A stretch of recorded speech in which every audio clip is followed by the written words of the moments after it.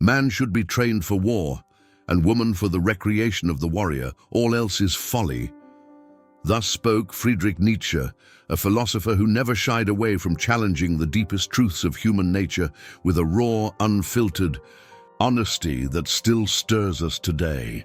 A voice that cuts through the noise of convention with a clarity that feels both ancient and urgent. But today, I ask you, you who are watching this at 2:15 p.m. 03 on Monday, May 19th, 2025, with your mind open and your curiosity alive, as the afternoon light filters through your window on this crisp May day, have you ever wondered what's really behind women's obsession with powerful men? Why do so many women seem drawn to men who exude strength, dominance, or authority, whether it's a CEO commanding a boardroom, a leader shaping a nation, or a figure radiating raw physical power?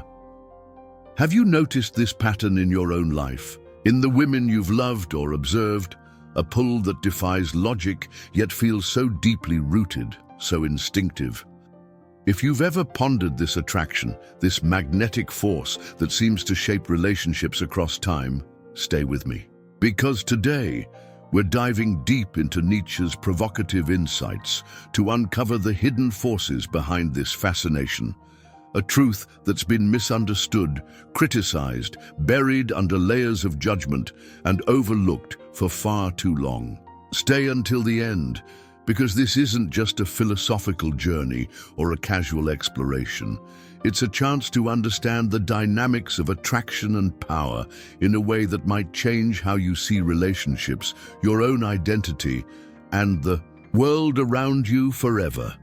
Picture this. You're at a point in your life where relationships challenge you, where attraction feels like a puzzle you can't quite solve, a riddle that lingers in the back of your mind. Maybe you're 35, wondering why the women you meet seem drawn to men who project power, men who are decisive, ambitious, even ruthless, even when those men don't always show kindness or emotional depth. Maybe you're 50, reflecting on why. Your own partner values your strength, your ability to take charge, above all else, even when you feel vulnerable, uncertain, or human beneath that strength. Or perhaps you're 70, looking back across the decades and seeing a pattern in the women who shaped your life. They were often captivated by power, whether it was yours, a rival's, or a figure they admired from afar, a thread that weaves through your memories like an unsolved mystery. Nietzsche understood this dynamic, this unspoken force. He wrote, "He who has a why to live can bear almost any how." But what happens when that why is tied to a primal instinct, a deep-seated drive that shapes attraction in ways we don't always see or acknowledge? What happens when women's obsession with powerful men becomes a mirror to our own struggles with power? Many men grapple with this question, not because women's desires are irrational or beyond comprehension, but because we've been taught to view attraction through a narrow, sanitized lens that hides the deeper, more primal truth beneath the surface.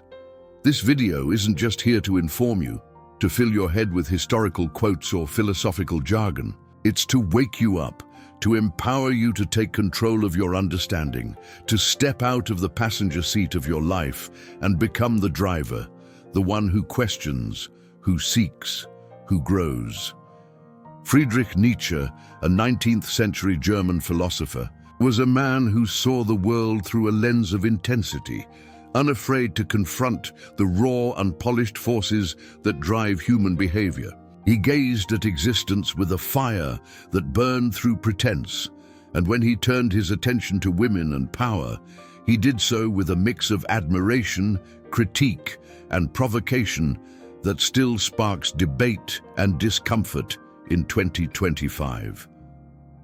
In his writings, he left insights that feel sharp, even harsh at first glance, words that have fueled controversy since he penned them. He said things like, "Woman's love involves more danger than man's love," or "Women are considered deep. Why? Because one can never discover any bottom to them." Words that might make us flinch, that seem outdated or unfair in our modern context, but beneath them lies a profound observation about the nature of attraction, a truth about why women are so often drawn to powerful men. Nietzsche wasn't dismissing women's desires or reducing them to stereotypes. He was trying to understand them, to unearth the why behind this fascination, to peel back the layers of societal distortion and reveal what lies at the core. His notes, many unpublished in his lifetime, suggest he saw this dynamic as a fundamental aspect of human nature, one that society has tried to bury or reshape to fit its own ideals. Let's break this down. Nietzsche believed that women's attraction to powerful men isn't just about superficial traits like money, fame, or status. It's rooted in something deeper, something primal and instinctual. He saw women as beings closely tied to life itself, to creation, to the chaotic energy that fuels existence. In his view, a woman's obsession with a powerful man is a reflection of her instinct to align with strength, with a force that can protect, provide, and create, a force that mirrors her own capacity to bring life into the world, to nurture, to sustain. Nietzsche often spoke of the will to power, a fundamental drive in all humans to assert themselves, to overcome obstacles, to thrive and shape their destiny. For women, he argued, this drive manifests in their attraction to men who embody that will most visibly, men who are dominant, assertive, capable of mastering their environment and bending it to their will. But this attraction isn't about blind submission or weakness, as some might hastily conclude. It's about a primal recognition of power as a life-affirming force, a force that resonates with a woman's own connection to life's creative pulse, a dance of energies that has been misunderstood and misjudged. Think about history, about the patterns that emerge across cultures and eras. Women have often been drawn to warriors, kings, leaders, men who wield power, whether through physical prowess, intellectual mastery, or social influence. Think of the queens who stood beside conquerors, the women who supported revolutionary leaders, the partners who backed ambitious visionaries. Nietzsche would say this isn't an accident, a quirk of human behavior to be dismissed. He believed that women, as creators of life, are instinctively drawn to men who can match that creative power with their own form of dominance. A dominance that isn't just about control, but about the ability to shape, to protect, to endure. But here's where it gets complicated, where the distortion creeps in. Society has warped this dynamic. We've been taught that a woman's attraction to power is shallow, that it's about gold digging or insecurity, that it's a flaw to be corrected. Nietzsche would call that a lie, a product of what he termed the morality of slaves. He'd argue that this attraction is natural, a reflection of life's drive to align with strength. But society has twisted it, shamed it, turned it into a caricature that obscures its true meaning. The truth is, women's obsession with powerful men isn't about weakness or manipulation. It's about a deep, instinctual alignment with life's forces, a recognition of power as a partner to their own vitality. They lied to you. From a young age, you were taught that attraction should be simple, egalitarian, that women should want nice guys who never raise their voice, that power dynamics in relationships are outdated or wrong. Society told you women who chase powerful men are superficial, they're after money or status. Culture said attraction should be about equality, not power, not dominance. The media reinforced it with stories of fairy tale love where power plays no role. But where's the truth in that? Nietzsche called this the morality of slaves, a way of thinking that denies the primal forces that drive us, that shames women for their instincts and men for embracing their natural power. He believed that women's attraction to powerful men is a celebration of life, a recognition of strength that complements their own creative force, a dynamic that has been repressed, judged, and misunderstood, leaving both men and women confused about what they truly desire and why. Let me tell you a story. There was a man, let's call him David, 40 years old. He'd always noticed that the women he dated were drawn to his ambition, his drive to succeed in his career, even when he wasn't the most emotionally available or gentle partner. It confused him. He thought women wanted kindness, stability, a quiet life, not his relentless pursuit of goals or his willingness to take risks. One day, reading Nietzsche, he came across this: "Man is for woman a means. The purpose is always the child."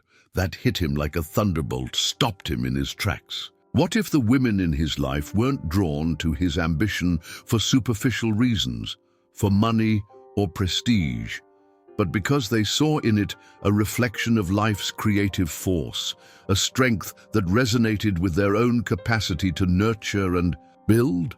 David started reflecting on his relationships, asking the women he cared about what drew them to him, what they valued in his presence. He discovered that his power, his ability to take charge, to lead, to push forward, made them feel alive, connected to something bigger, a vitality that mirrored their own.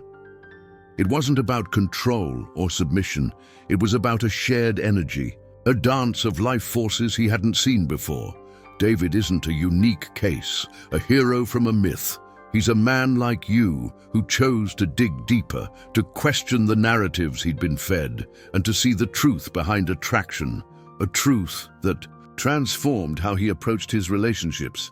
The system wants you blind. Culture tells you that women's obsession with powerful men is a flaw, something to fix, to shame, to erase from the equation of love. It paints this attraction as a sign of weakness, a betrayal of modern ideals of equality. Nietzsche shouts, "Wake up, see the truth, not the lies you've been fed." He didn't want you to judge women for their desires, to see them as shallow or misguided. He wanted you to understand them, to see them as part of life's natural order, as beings whose instincts reflect a deeper truth about power and creation. In his writings, he describes women as beings who seek power in others because they themselves are powerful in their own way. Creators of life, forces of nature, carriers of a vitality that seeks a match in the men they choose. But that desire has been distorted, buried under societal norms, and we've been taught to see it as a weakness, a flaw to be corrected, rather than a strength to be honored and explored. So, how do you navigate this dynamic? How do you move beyond the confusion and the shame that society imposes? Nietzsche offers a path, the Übermensch. It's not about exploiting women's attraction to power, nor rejecting it out of hand, nor forcing it into a mold that doesn't fit. It's about embracing your own power, becoming a man who embodies strength, not for dominance or control, but for creation, for life, for authenticity. He says you must become who you are. This means recognizing that women's obsession with powerful men isn't a flaw or a mistake. It's a call to rise, a challenge to be a man who can match their life force with your own, who can stand as a partner in the dance of existence. Nietzsche believed that a powerful man, in the truest sense, is one who creates, who overcomes obstacles, who lives with purpose and authenticity, who shapes his world rather than being shaped by it. And that's what women are drawn to. Not power for power's sake, not tyranny or arrogance, but power that affirms life, that builds, that inspires. This isn't about becoming a dictator or a bully. It's about becoming a creator, a leader in your own right, a man who lives with the strength that women instinctively recognize and seek. Imagine Nietzsche's eternal recurrence. Would you live your life the same if you had to repeat it forever, with every moment, every relationship, every interaction replayed endlessly in an infinite loop? If your relationships are strained, if you feel confused or insecure about women's attraction to power, if you've hidden your own strength to fit a nice guy mold that never felt right, would you change how you show up? Would you dare to embrace your power, to live authentically, to meet women's desires with your own vitality? This exercise forces you to reflect, pulls you into the mirror of your own existence, demands that you confront the man you are and the man you could be. Are you living from fear, from the societal shame that tells you power is wrong, from the confusion that comes with rejecting your instincts? Or are you living from authenticity, from a genuine desire to understand and align with the forces that drive us all? Nietzsche urges you to embrace your power, not to dominate, not to oppress, but to create, to inspire, to align with the life force that women seek in their obsession with powerful men. He saw this attraction as a natural drive, one that society has tried to suppress with its moralizing, but one that can lead to mutual growth, to a partnership of equals who each bring their own strength to the table if understood and honored.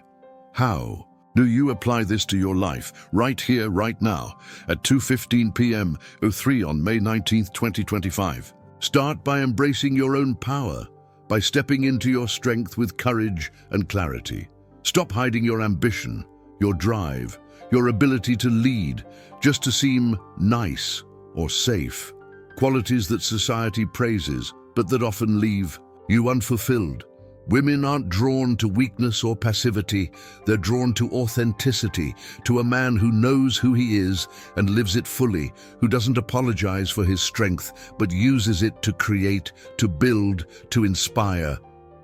Be a creator in your own life, whether that's through your work, your passions, your relationships, your personal growth, and let that power shine. Nietzsche would say, don't shy away from power. Use it to build, to live, to love.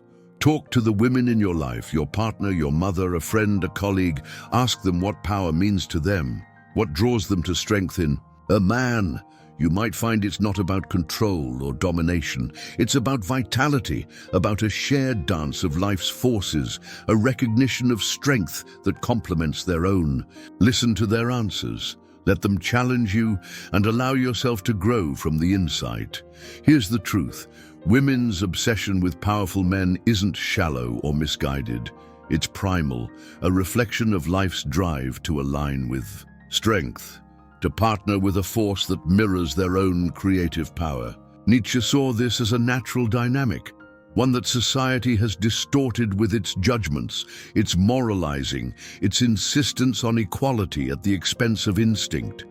He believed that this attraction is a celebration of life, a recognition of power, as a partner to a woman's own vitality, but society has buried it under shame, turned it into a caricature that obscures its deeper meaning. Imagine a world where this attraction isn't shamed or suppressed, where men and women can embrace their instincts without guilt, where power and desire lead to creation rather than conflict.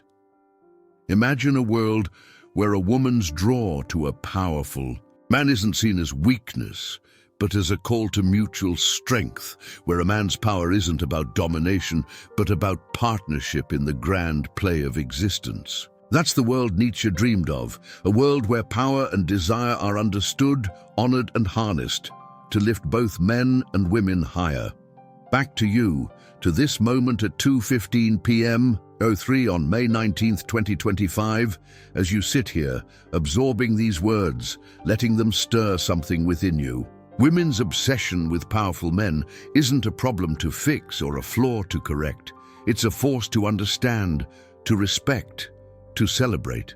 Nietzsche would say, love your fate, even the chaos of desire. That chaos includes this attraction, with all its complexity, its intensity, its beauty. Think of the women in your life, those who've loved you, challenged you, shaped you. Do you see their attraction to power as shallow, as something to judge, or as a call to rise, a reflection of their own strength seeking a match? Do you embrace your own power, cultivate it, live it, or do you hide it, suppress it, apologize for it based on what you've been told? Change begins when you stop fearing this dynamic and start creating within it, when you open yourself to the possibility that women's obsession with powerful men is a language you can learn, a force you can align with, a strength you can share. Let me share another story. Mark, a 52-year-old man, always felt insecure about women's attraction to more dominant men. He thought he had to be softer, more accommodating, more emotionally available to be loved, to fit the modern ideal of a good man. But one day, reading Nietzsche, he found, "Woman needs a master she can admire." That shifted something in him, turned his world upside down. What if women weren't rejecting him for not being gentle enough, but seeking a strength he hadn't fully embraced, a power he'd buried under layers of societal expectation? Mark started focusing on his own goals, leading with confidence. Not arrogance, not cruelty, but a quiet, authentic strength. He stopped hiding his ambition, his drive, and began to live as the man he wanted to be. He noticed women responded differently. They were drawn to his newfound authenticity, his willingness to stand tall, to create, to lead. It wasn't about control or submission. It was about a vitality that resonated with their own. Mark isn't unlike you. His change came from embracing his power, from stepping into his strength, from rejecting the lie that power was something to fear, and that transformation deepened his relationships in ways he never expected. Women's obsession with powerful men shouldn't be a source of confusion or shame. It shouldn't be a dynamic that leaves you lost or resentful. Nietzsche's insight is raw, yes, but it's also liberating. It asks you to see this attraction as a natural force, not a flaw to be erased or a weakness to be corrected. It's a call to be powerful in the truest sense, to create, to live fully, to inspire, to align with the life force that women seek in their partners. Imagine that today, right now at 2:15 p.m. or 3, you change one thing. You lead with confidence in one area of your life, your work, your hobbies, your family. You take a step toward your own power, your own authenticity. Or you ask a woman you and care about what power means to her, what draws her to strength, and listen with an open heart. Each step, no matter how small, is a move toward authenticity, a shift toward a life where power and desire work together, not against each other. And here's the key, you're not alone. There are men like you, men who seek to understand this dynamic, who tire of the confusion and the shame, who want to live with power and purpose. There are men who want to embrace their strength, to meet women's desires with their own vitality, to create relationships that thrive on mutual growth rather than mutual suppression. Join them. Find your tribe. Share your thoughts, learn from their journeys, grow together, because women's obsession with powerful men isn't a mystery to solve like a detective story, isn't a code to crack with the right technique. It's a force to celebrate, a reflection of life's complexity, a mirror to your own potential, an invitation to discover yourself through the desires and strengths of others. We've reached the end, but this journey doesn't stop here. Nietzsche leaves you a message, clear and powerful. Life is chaos, and in that chaos lies beauty, love, truth, desire in all its forms. Your age doesn't matter, whether you're 35, 50, or 70, nor does how long you've lived with confusion, with insecurity, with the weight of societal lies about power and attraction. What matters is your courage, your decision to act now, to open your eyes on this Monday, May 19th, 2025 at 2:15 p.m. or 3. You might feel confused right now, might feel this video has left you with more questions than answers, with a whirlwind of ideas that challenge everything you thought you knew. But that's the beginning, that's the awakening. There are men everywhere, in every corner of the world, who are opening their eyes, who are saying, "Enough blind living. I want to understand. I want to embrace my power. I want to live authentically." Join them. Be part of that quiet revolution Nietzsche invited us to start. A revolution of awareness, of respect, of growth, a movement that takes women's obsession with powerful men from the shadows of misunderstanding into the light of mutual strength and creation. So today, when you turn off this video, do something. Write down a thought, about power that resonates with you. A question about attraction that's been lingering in your mind, something you can't let go of. Talk to someone, a woman you love, a friend who gets it, anyone who can shed light on your path. Take a step, however small, toward the truth, toward the life you want to live, toward a world where power and desire are partners, not enemies. Because, as Nietzsche said, there are no facts, only interpretations. Your life isn't written by others, isn't defined by the lies of society or the silences of culture. You are the writer, you are the creator. So tell me, do you dare embrace your power? Do you dare understand women's obsession with powerful men without judgment? Do you dare to be the man who creates, who leads, who loves with authenticity? If this moved you, if it stirred something inside you, comment below. Share what you think about women's attraction to power, whether it's confused you, inspired you, or challenged you. Tell us if you've ever felt that pull, or if you've started shifting your view, taking steps toward a deeper understanding. This channel is for men who don't give up, who refuse to settle for half-truths, who want more from life, who want to know more about themselves and the world they inhabit. Subscribe, hit the bell, and join this community of men who are waking up. See you next time.